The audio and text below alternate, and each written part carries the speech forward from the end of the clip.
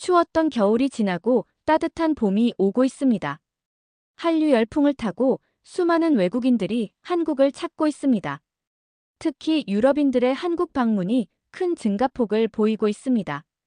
코로나 이후 한국을 찾는 외국인 수가 해마다 증가하고 있다고 합니다.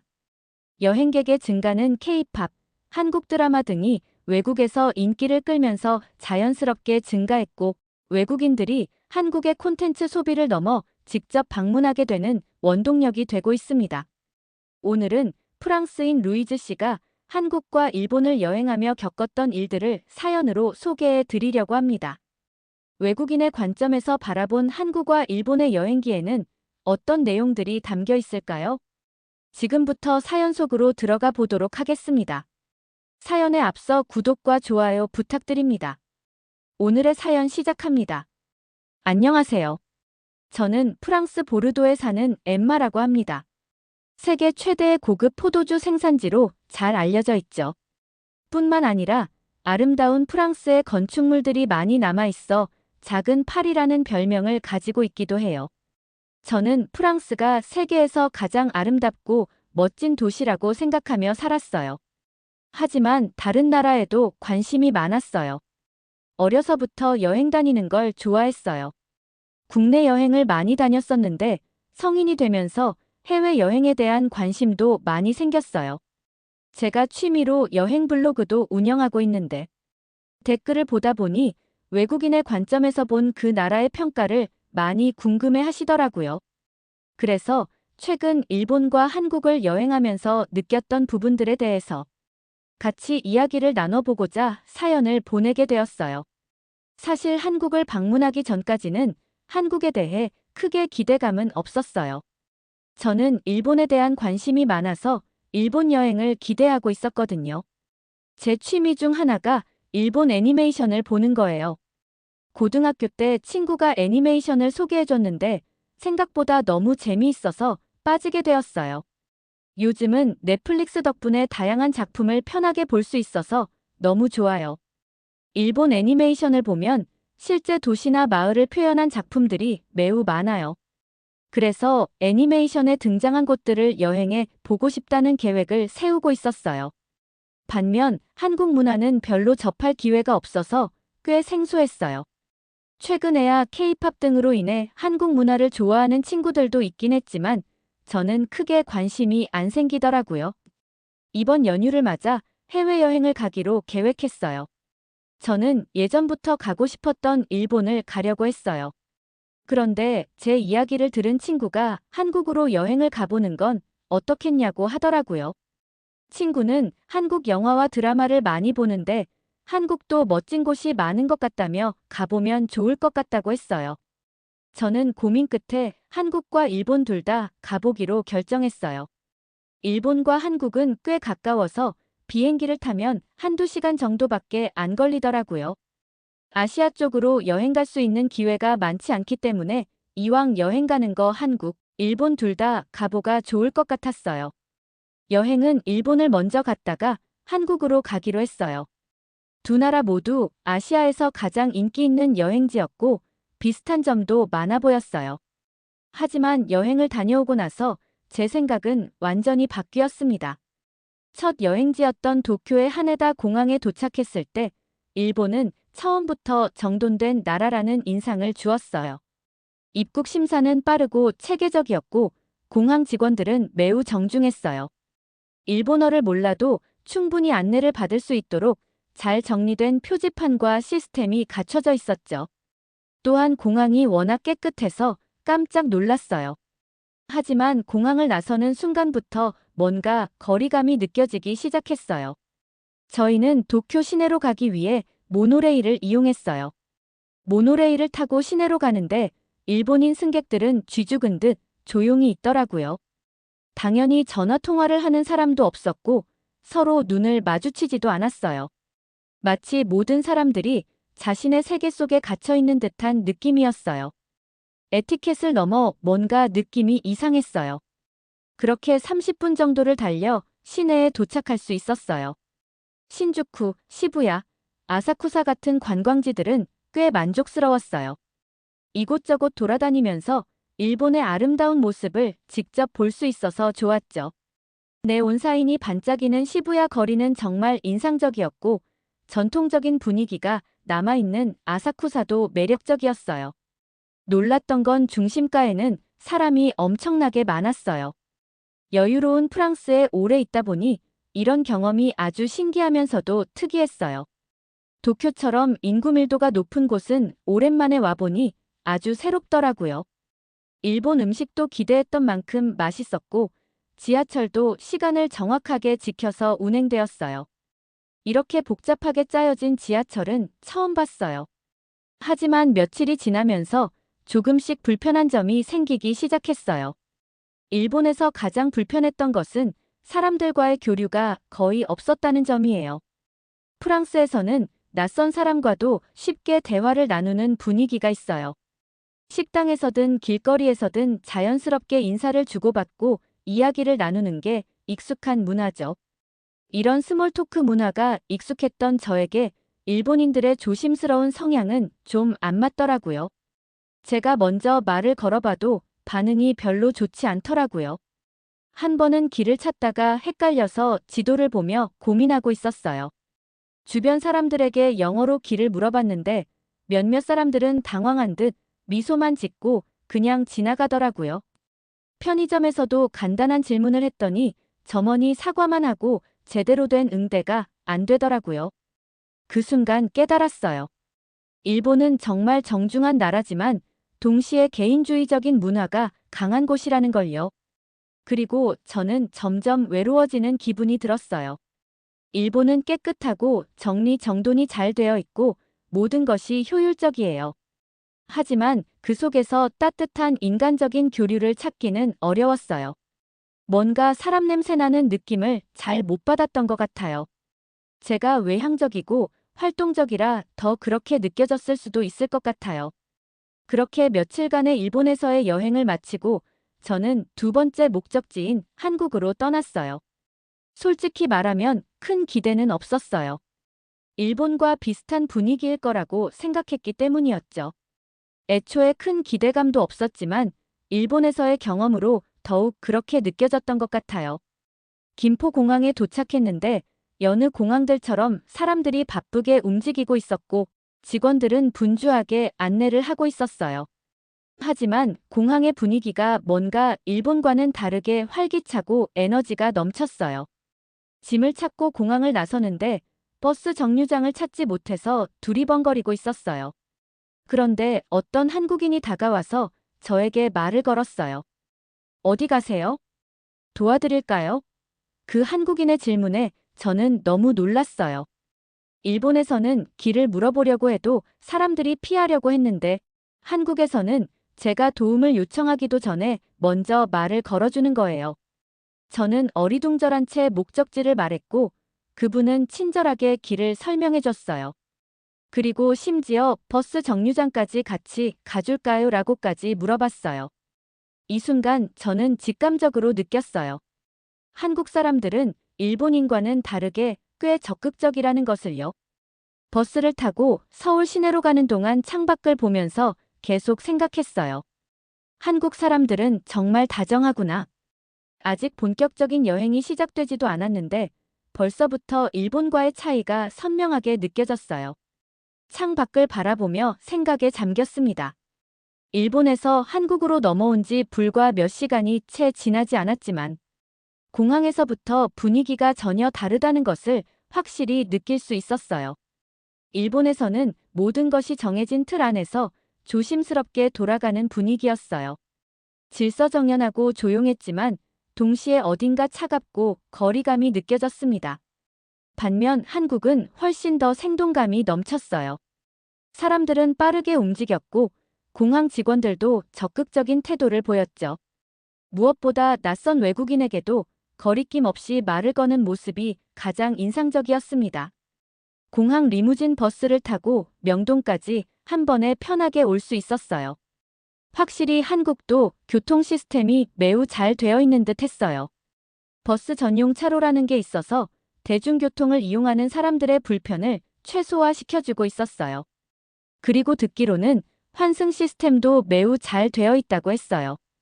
버스와 지하철 간 연계도 되어 있어서 어떤 것을 타더라도 환승해서 편리하게 움직일 수 있더라고요. 이런 걸 보면서 한국도 시스템이 매우 잘 되어 있다는 게 놀라웠어요.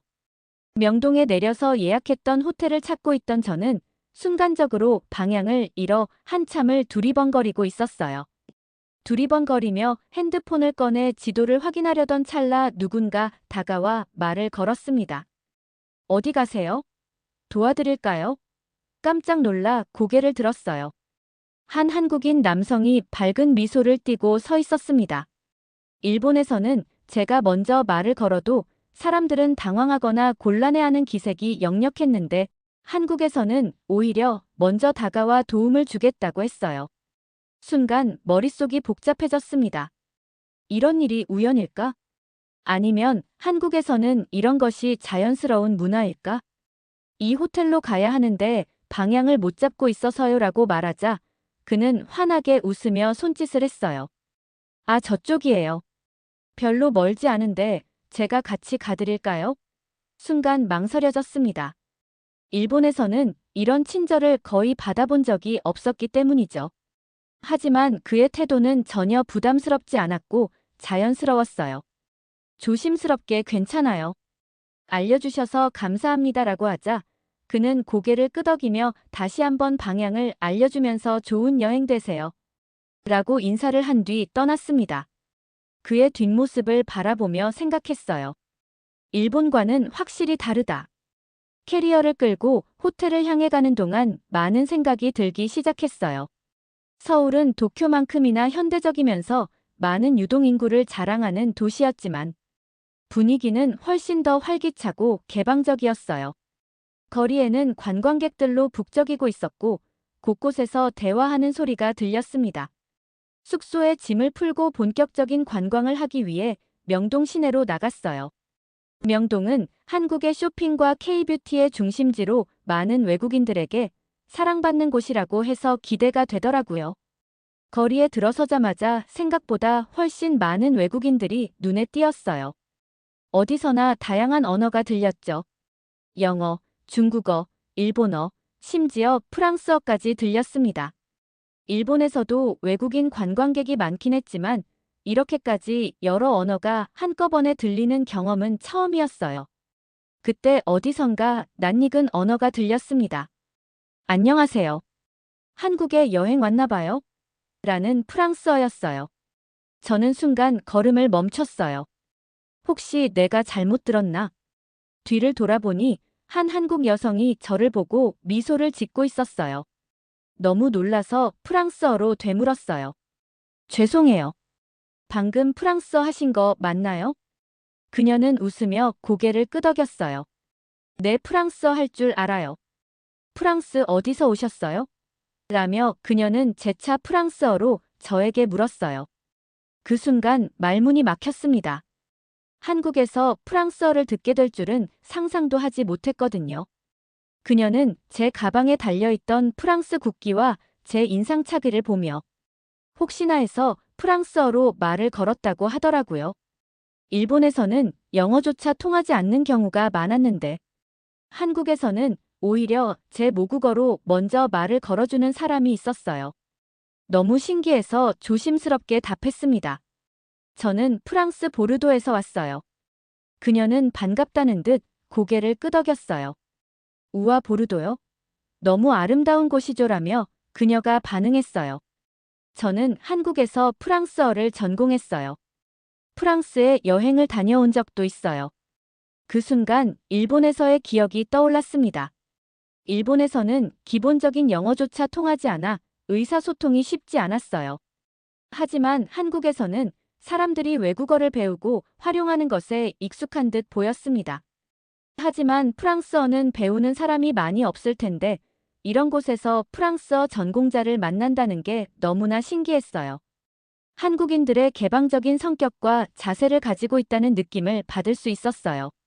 그렇게 그녀와 잠깐 대화를 하고 헤어졌어요. 프랑스어를 할 줄 아는 한국 사람을 만나고 나기 기분이 갑자기 좋아지더라고요.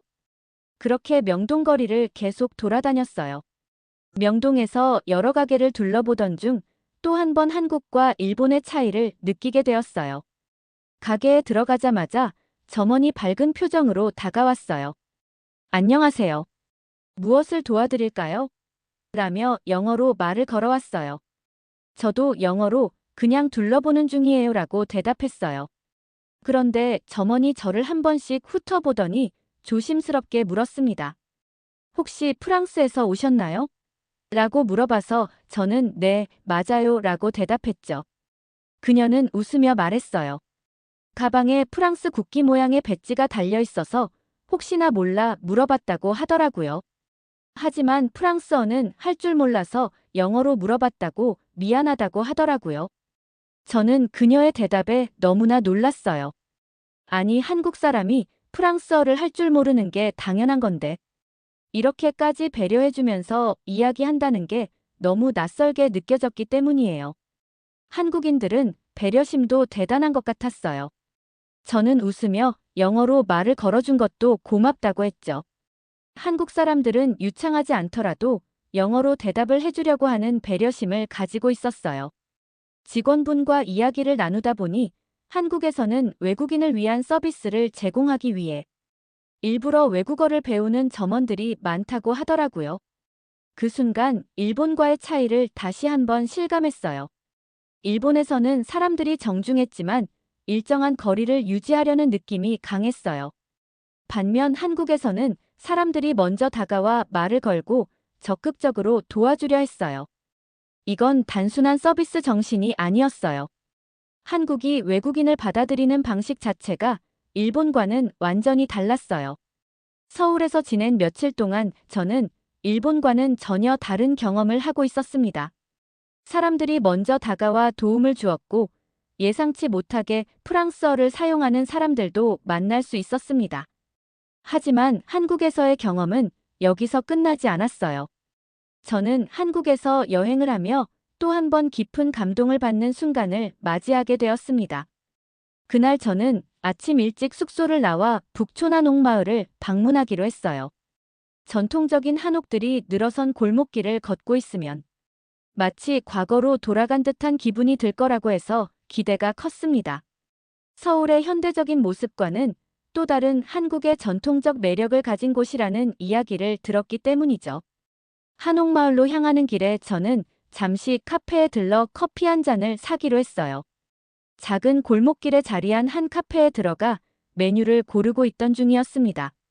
그런데 주문을 하려는 순간 문제에 부딪혔어요.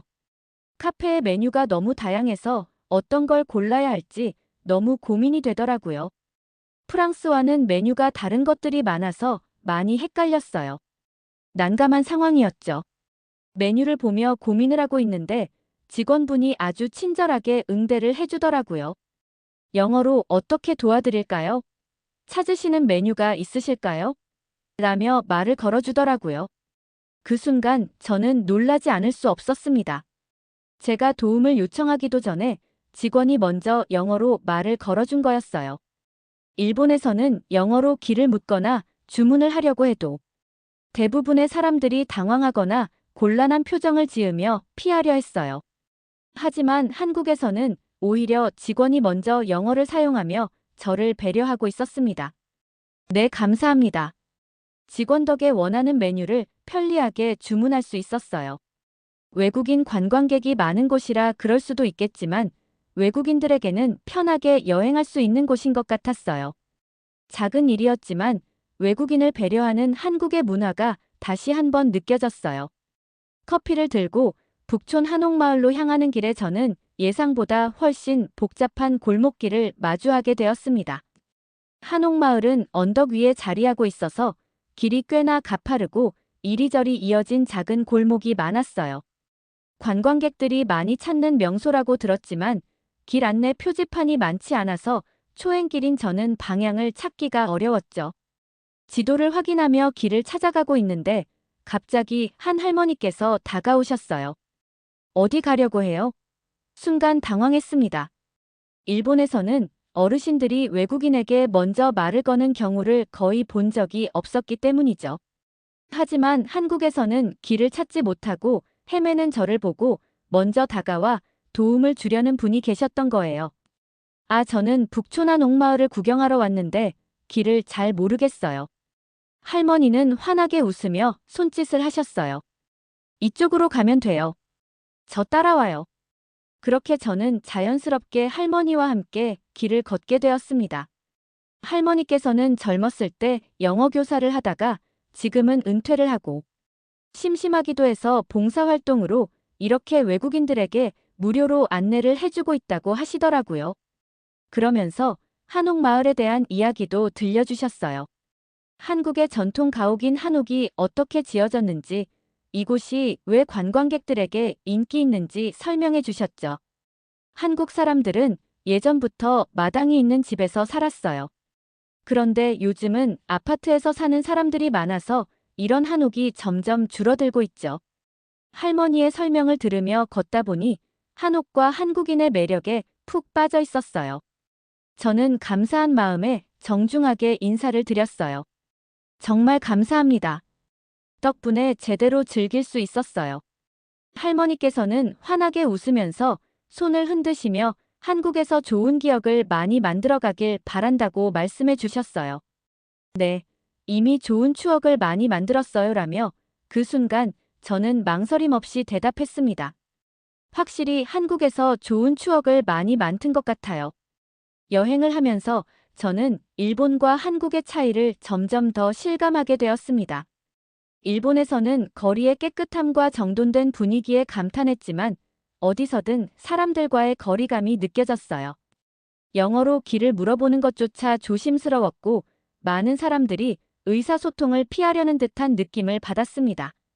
하지만 한국에서는 달랐어요. 공항에서부터 사람들이 먼저 다가와 도움을 주었고 가게 직원이 외국어를 능숙하게 사용하며 배려해 주었으며 길을 잃었을 때도 따뜻한 마음으로 길을 안내해주는 사람이 있었습니다.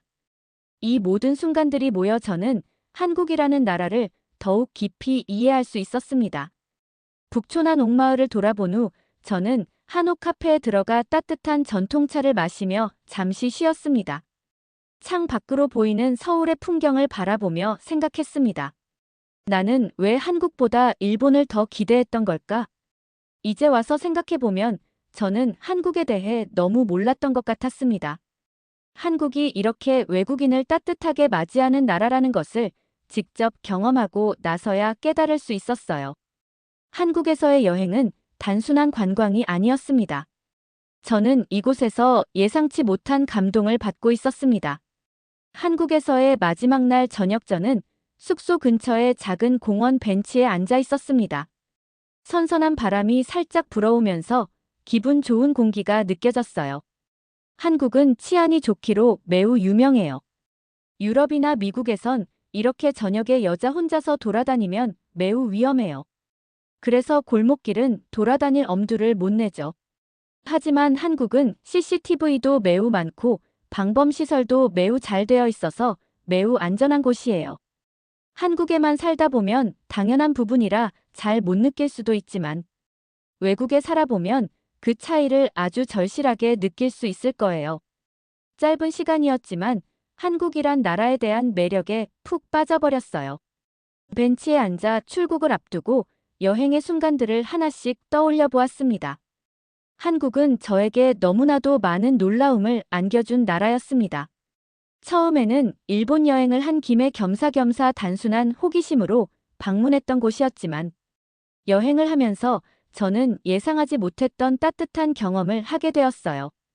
애초에 여행을 계획할 때는 일본이 주 관심사였어요. 어릴 때부터 일본 애니메이션과 문화를 접하면서 자연스럽게 일본을 좋아하게 되었고 꼭 한번 여행하고 싶은 나라였어요. 하지만 여행이 끝난 지금 제게 더 깊은 인상을 남긴 곳은 한국이었습니다. 두 나라 모두 발전된 도시와 멋진 풍경을 가지고 있었어요.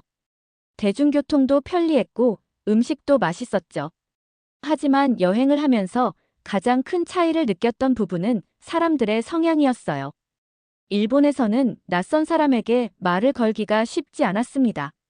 서로 너무 조심스러워하는 경향도 있었어요. 제가 길을 헤매고 있어도 질문을 하려고 해도 대부분의 사람들은 조용히 지나가거나 피하는 경우가 많았어요. 반면 한국에서는 제가 도움을 요청하기도 전에 사람들이 먼저 다가와 말을 걸었습니다. 공항에서부터 길을 안내해준 사람, 버스를 기다리던 저에게 먼저 도움을 주겠다고 한 사람, 북촌한 옥마을에서 길을 잃었을 때 먼저 다가와 길을 안내해준 할머니까지. 한국에서는 낯선 사람에게도 따뜻한 관심을 보이는 분위기가 자연스러웠어요. 일본이 정중한 태도를 중요시한다면 한국은 정이 넘치는 문화라는 생각이 들었습니다. 또한 일본에서는 영어를 사용하려고 하면 사람들이 부담스러워하는 경우가 많았습니다. 특히 편의점이나 식당에서는 직원들이 영어를 이해하지 못해 난감했던 적도 있었어요. 하지만 한국에서는 많은 사람들이 외국어를 능숙하게 사용했고, 심지어 프랑스어를 할 줄 아는 사람도 만날 수 있었습니다. 일본에서도 분명 할 줄 아는 사람들이 있었겠지만 먼저 다가와 준 적은 없었어요. 명동의 길거리에서 프랑스어로 인사해줬던 일 직원이 영어로 응대를 해준 일, 한옥마을에서 만난 친절한 할머니와 이야기했던 이 모든 경험들이 저에게 한국이 외국인 친화적인 나라라는 확신을 심어주었습니다. 일본에서는 사람들이 감정을 크게 드러내지 않는 경향이 있었습니다. 예의 바르고 친절하지만 그 이상의 교류는 쉽게 이루어지지 않았어요. 하지만 한국에서는 사람들과 보다 쉽게 감정을 공유할 수 있었습니다. 한국에서 좋은 추억을 많이 만들었으면 좋겠다고 했던 친절한 할머니, 길을 잃고 헤매고 있던 저에게 먼저 다가와 도움을 준 거리의 사람들과의 만남 등 여러 순간들이 쌓이면서 한국이라는 나라가 점점 더 따뜻하게 느껴졌어요. 한국에서 보낸 시간은 단순한 여행이 아니었습니다. 저는 이곳에서 사람과 사람이 가까워지는 법을 배웠어요. 한국에서는 낯선 사람과도 자연스럽게 대화가 이어졌고, 그 과정에서 저는 더 이상 외롭지 않았습니다.